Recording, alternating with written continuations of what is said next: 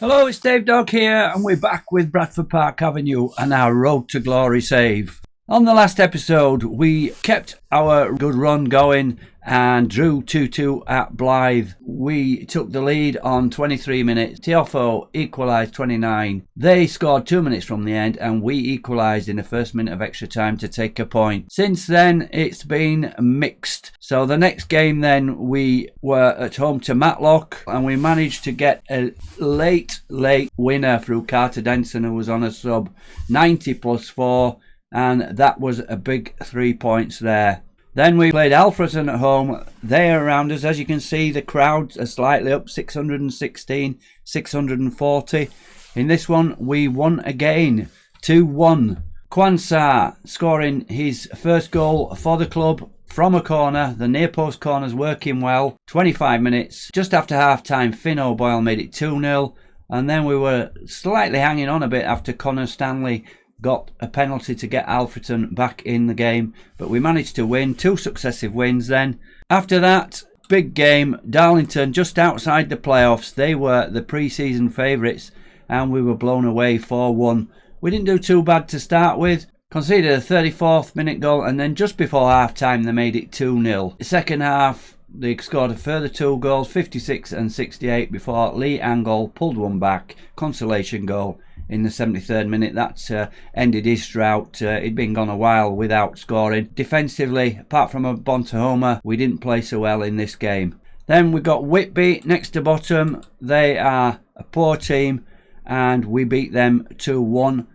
2 goals from Hamid. He'd gone on a bit of a drought.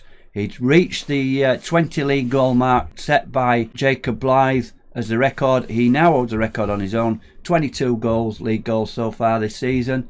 Scored in the 8th minute. They equalised just after half time, but Hamid with the winner on 76 minutes. We should have scored a lot more goals in this one. As we can see from the momentum graph for this game, we were totally dominant. I've never seen a momentum graph like that for a game that was only ended in 2-1. You would have expected a much bigger scoreline given how dominant we were. Then Fylde in the playoffs, a 3-4. Doesn't really tell the story of the game. We were pretty well beaten, but came back into it and scored 3 from about 1.2 XG or something. We took our chances in this game, but we certainly conceded them. And Tom Soms has been having some pretty poor games at the back, along with Blake Tracy.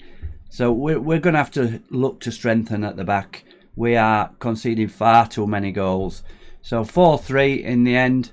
Goals from Hamed, Truman and Abontahoma. So on to today's game then. We're at home to Brackley. They're in 6th place, just in the playoffs. Let's see where we are then. So we're in 12th place, 55 points from 39 games, 7 games to play. We're 10 points outside Darlington in the playoffs, and realistically, we can't hope to make that up in 7 games, even if we won them all. The main thing we need to do is get above Guiseley. They're 2 points in front of us at the moment, so that's our aim.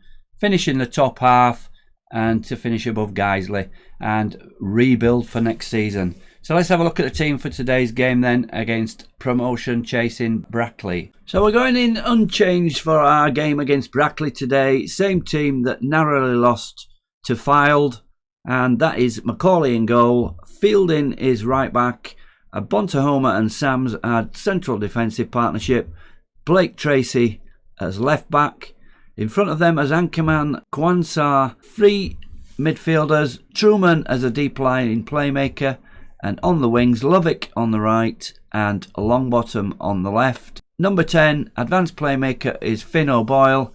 And our top scorer and poacher, David Hamid, is the number 9. The formation is a positive 4-1-3-1-1 with a defensive midfielder. And we're changing this. We're playing at home today. Team with a similar record, Brackley, to us recently. And we're going in positive to try and win the game from the off. The substitutes today are the same as the last game, so the same 16: Dunstan, Williams, Hopper, Angle and Denson. So let's get into this one then and see if we can narrow that gap on the top 7.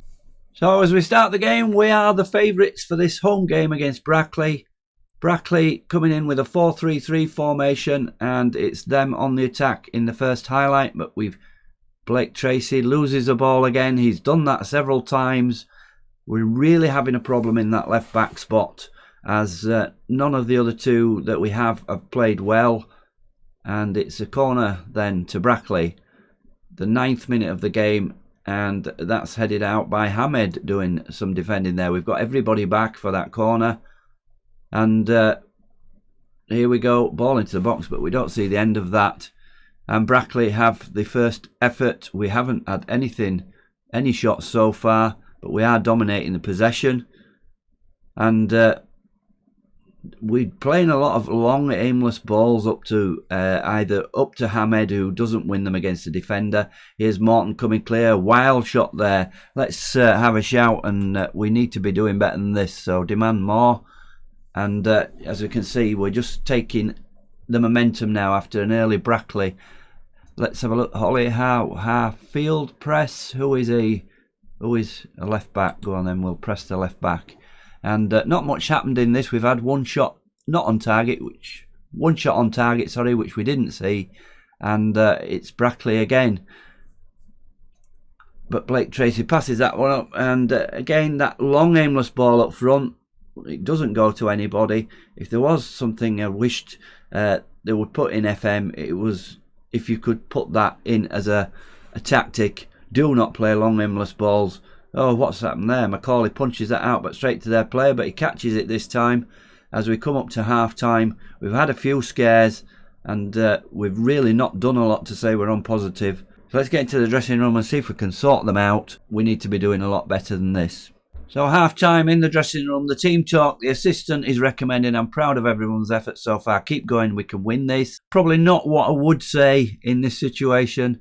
The marking's not too bad. Finn O'Boyle 6.5, Longbottom 6.6, Kwansar 6.6, but everybody else around about 6.8 or above. I'm going to go with what the assistant said. Pump fist, I'm proud of everyone's effort so far. Keep going, we can win this. We've got to motivate the players, and that didn't work. So Longbottom, Kwansar and Hamed are motivated. The rest are just composed. We're not getting much from the players recently. Unless you praise them, it doesn't work. So we're going to go into the second half, and hopefully we'll be fine, as it says in the team talk. So we get underway, and it's Brackley again crossing it in, but they're crossing it to no one, and Macaulay picks that one up easily.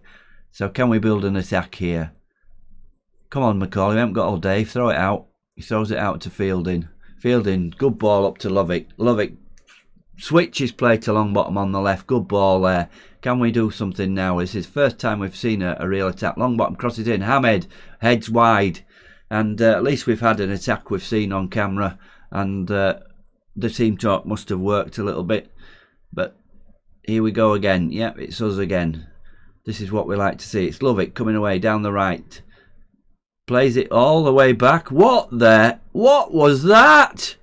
Are we going to get away with it? We are. What's he doing? Passing back there? How weird. Would you ever get a player doing that? Come on, get it together, FM. Grief. And it's a corner to Brackley. Brackley. We seem to be winning most of the headers from set pieces, and that's hit the bar. Wasn't Macaulay that put it on, but Abon Thomas looks like he's given everything. He was full green at the start, so I don't know why this game is running away from us. 78 minutes, we're on positive, yet we've only had 3 shots. How does that work out? Boyle is poor at 6.4. I'm going to move Truman up and play him in that position. Played better there. We'll play him as an advanced player. We'll put him on attack. Maybe we've not got enough attack mentalities on the players to be playing positive. We only had 1 actually, I think. So that might be the problem. Boyle, we're going to take off. We're going to bring Williams on. Williams has been wanting more game time, and I couldn't satisfy him at all, so he's probably going to run his contract down and look for a move. Yeah, Williams box to box on support, replacing O'Boyle. Can we make any more? Say Kwansar at 6.5. Should we move? We haven't really been in trouble too much. Should we move away from a defensive midfielder, an anchorman? Yeah, let's bring Hopper on. We'll bring Hopper on for Kwansar. We're going to make him a ball-winning midfielder on support. He's played there quite well. So 4-4-1-1. We really need to get more attacking into this. So we've only got 2 attacking. So we're going to put Lovick on attack, and we're going to put Longbottom on attack. So we've got 4 attacking options now. See if that makes a change with 12 minutes plus added time to go. And there are 2 subs. It's a corner again to Brackley. Taking the time. Put this one in. Hill, but it's cleared away. Hamed's there defending again. But they have it again to Brackley. Out wide, this man free. And he sneaked one in there. And we go behind. Let's... we're not going to see that again. Let's skip it. Come on. Bring it up. Skip. Shout. And fire up. Onto Homer. Look at this. We've got to go on attacking. Let's go with 2 up front as well. So we're going to bring Lovikov.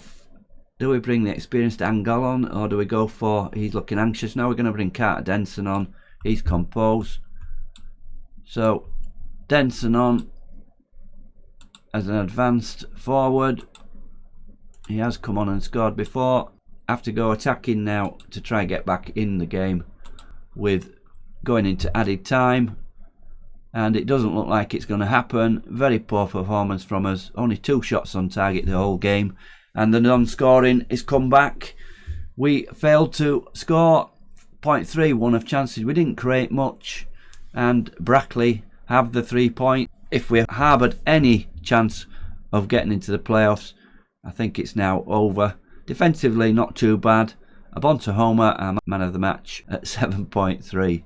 So let's see where that leaves us then in the table and where we're going to come back for the next episode. Where are we now? 13th, 55 points. We're 12 points behind with 6 games to play. So that is definitely our playoff hopes out of the window.